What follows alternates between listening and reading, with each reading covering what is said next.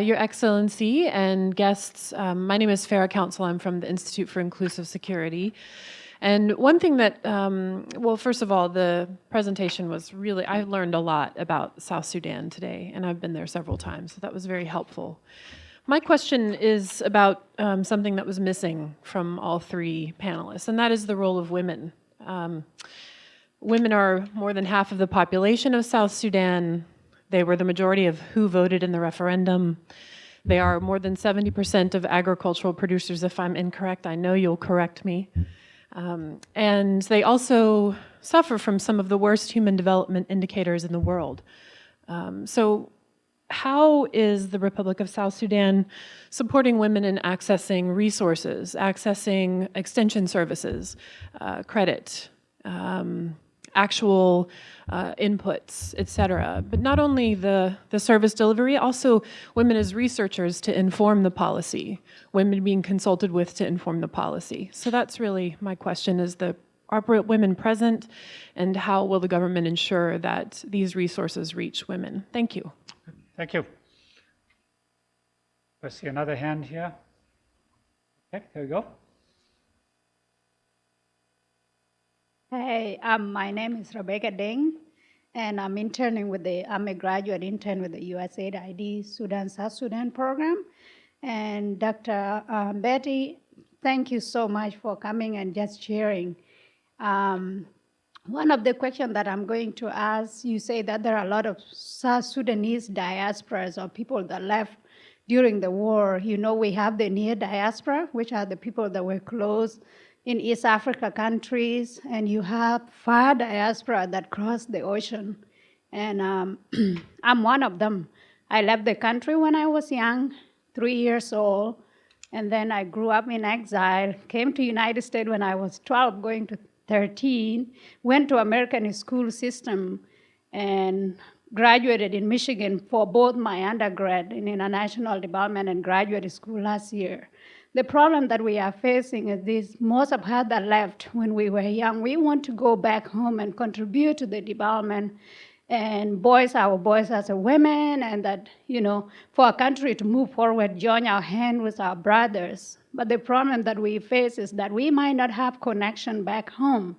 So how do you go and start when you don't know? I might know of my home village, but it's not there anymore. I went back to South Sudan 2 years ago when I was doing my thesis, and I ended up going to Malakal and southern Blue Nile between Kurmuk and Yabus at the border of Ethiopia. I was there for 6 months, and I really enjoyed it. I was with South Sudanese that I never met before, different tribes, but my Arabic helped me communicating with them, and I love it, and I know that there's a lot of us that want to come back home and work in a development, join in everything, but how do you start? And number one, where is the law? You know, the laws, because you hear some people go back home and they are beaten. Okay. So what's your question? Or you wanted to ask the minister to help you to move back to South Sudan, to Southern Sudan. My question is country. that, how do you Okay. go there? Yeah, all right. Thank you. So could we have a bit more gender balance? Let's say. Okay, here we go.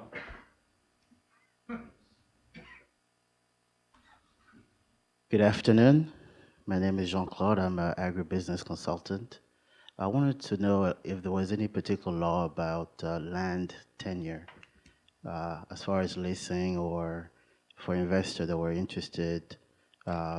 Usually there could be two ways. They could work with the government, or they could actually work with the local farmers. So if you could kind of enlighten us on land management. Thank you. Okay, so let's go ahead to ask the minister to address this question, the role of women, overseas Sudanese, and foreign direct investment, environment for foreign direct investment. Yeah, thank you very much for all the beautiful questions.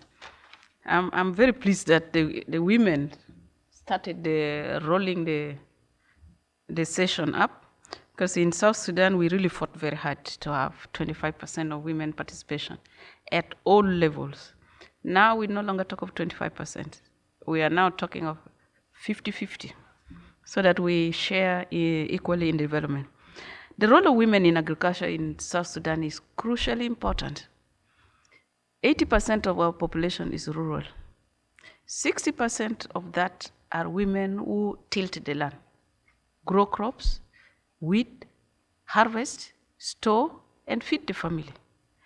So our policy in the Ministry of Agriculture and the other related ministry is that women are part and parcel of development of agricultural production.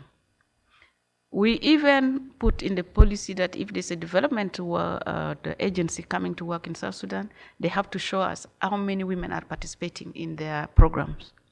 If it is an extension work, they go and train people. We always ask the data, how many women attended the extension.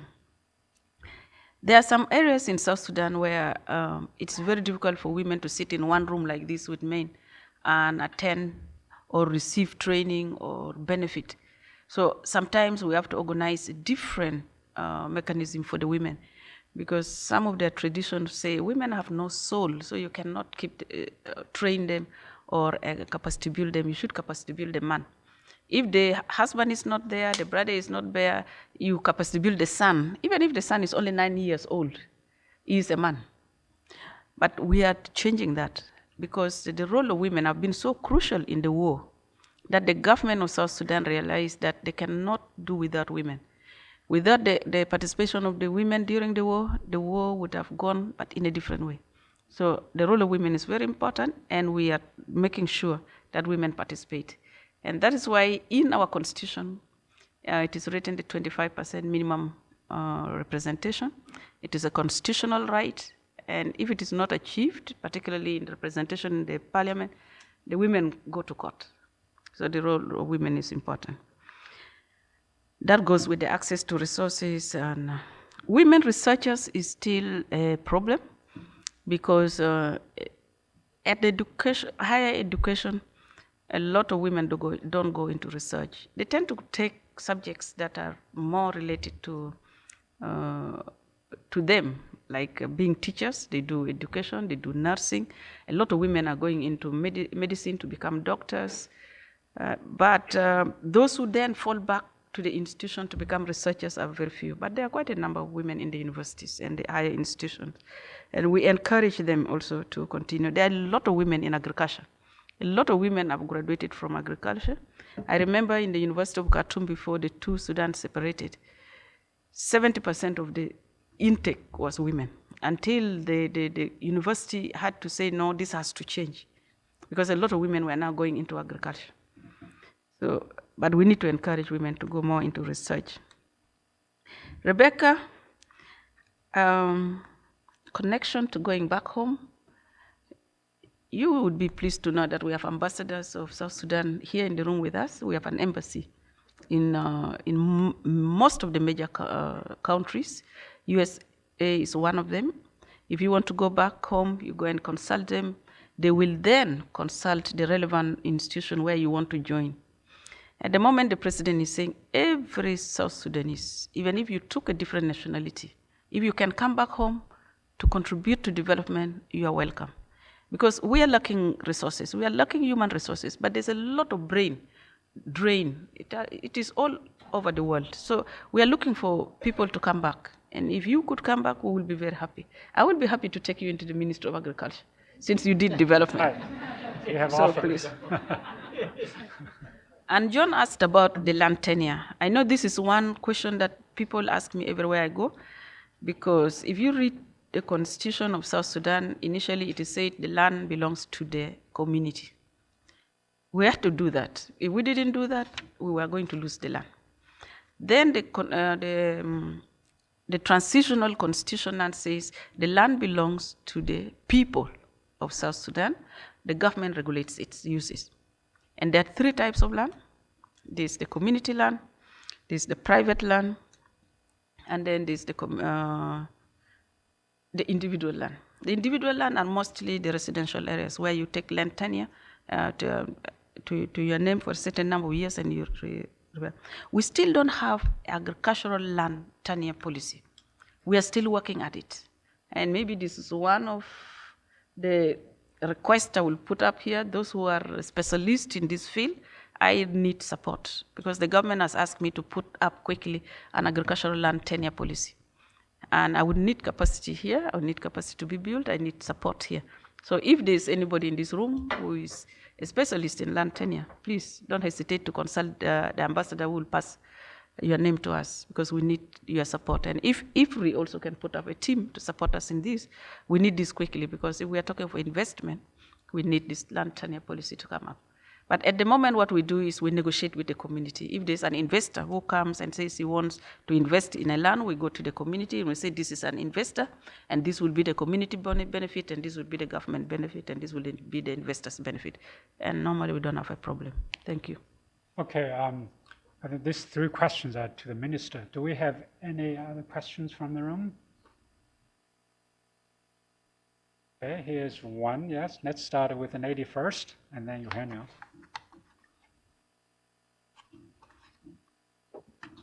Hi, my name is Zainab, and I'm an international development consultant, and I worked on a project in South Sudan. So I'm really interested in your in the information that you have given. I wanted to ask you. You've touched on this a little bit, but is there an official self-sufficiency target in terms of food security? Can you repeat South the Sudan? question? Can you repeat the question? I was just wondering if you could extend. You've touched on this a little bit, but if South Sudan has a self-sufficiency target in terms of food security, and related to that, what is the current state of trade with regional partners in terms of food trade, and how are you looking to expand that, to improve that, and if you could talk about just trade in general, regional trades with neighbors. Thank you. Thank you. Eugenio. Thank you, Madam Minister. It was a very nice presentation. Thank you, Shahid and David, too. There was something that triggered my internal macroeconomic alarm. We economists are weird people. So you mentioned that you had a stable, low inflation and stable exchange rates. David mentioned the need of external markets, and Shahid mentioned the issue of the potential appreciation of the real exchange. I wanted to add a footnote to this, noting that usually the exchange rate has been used for 2 different things. One is as a nominal anchor to keep inflation low, and usually that tends to generate non-competitiveness to all the tradables, particularly agriculture, or it can be used as a real exchange rate management, and you need to be appreciated or stable but high to make it competitive. So my comment, and you asked for some comments to your presentation, my comment is make sure that the central bank is not using the low inflation nominal anchor type of exchange rate, because that will kill agriculture. Okay, there's another hand there. This side, there. Oh, okay. Hi, I'm Ram Fishman from the Department of Economics at George Washington University, and thanks very much for this fascinating talk.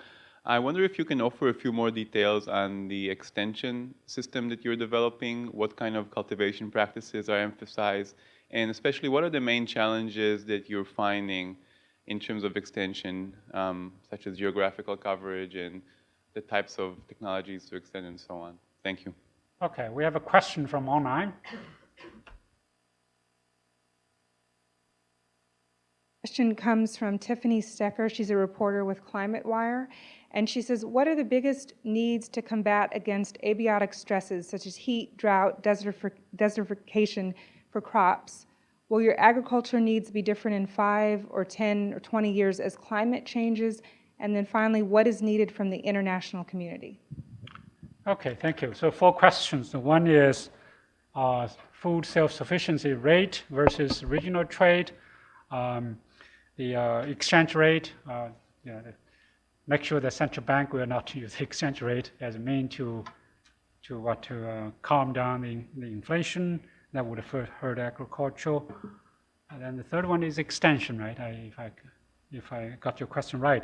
The last one is about the climate change will affect agriculture, how agriculture can adapt to these abiotic stresses like heat, drought, So maybe we'll start with the ministers first, then I will ask Shahid and David with some final remarks before we wrap up.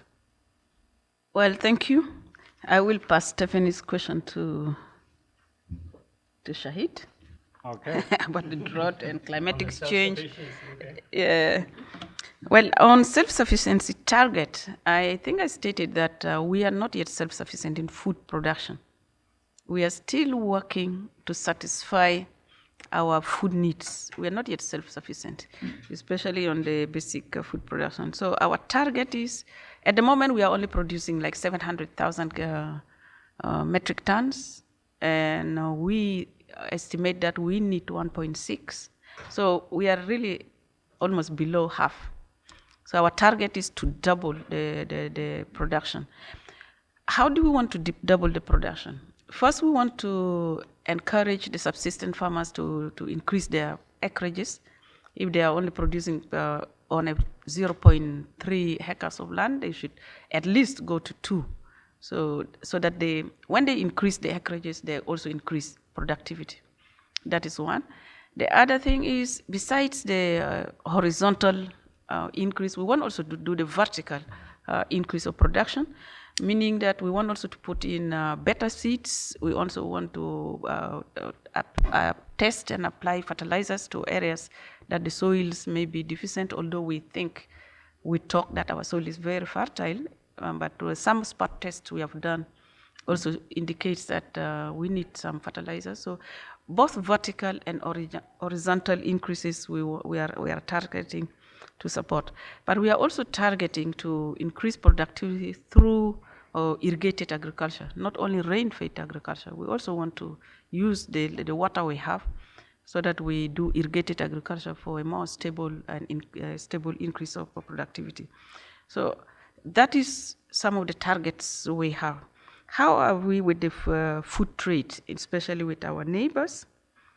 At the moment, we are importing rather than exporting. So we don't have enough, so we cannot export.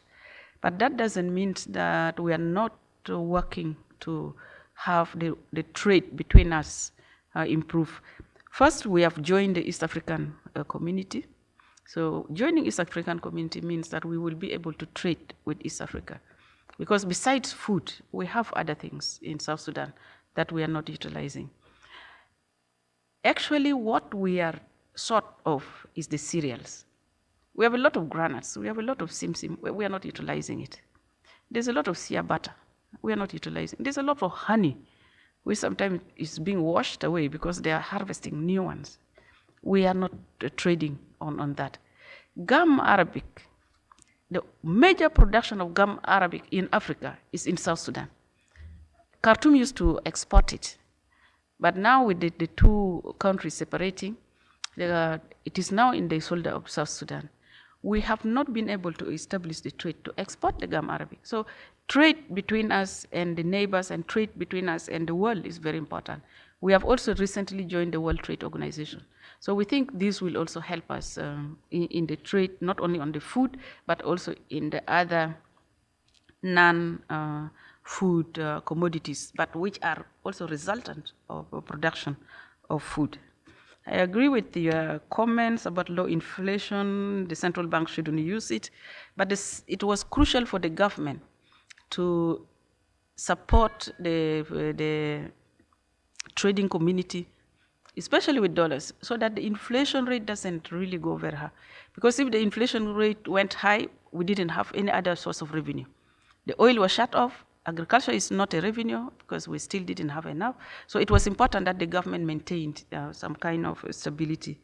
But I'm sure the government will also encourage competition so that things move. But we wouldn't want the inflation to go off hand. Surely, I will take that back home and tell the general manager of the Central Bank of South Sudan. Extension services, I think in my presentation I already talked about research and extension. We lack capacity in research and extension. Extension is the backbone for improving farmers. We don't have the capacity, the human capacity, because we don't have enough extension workers.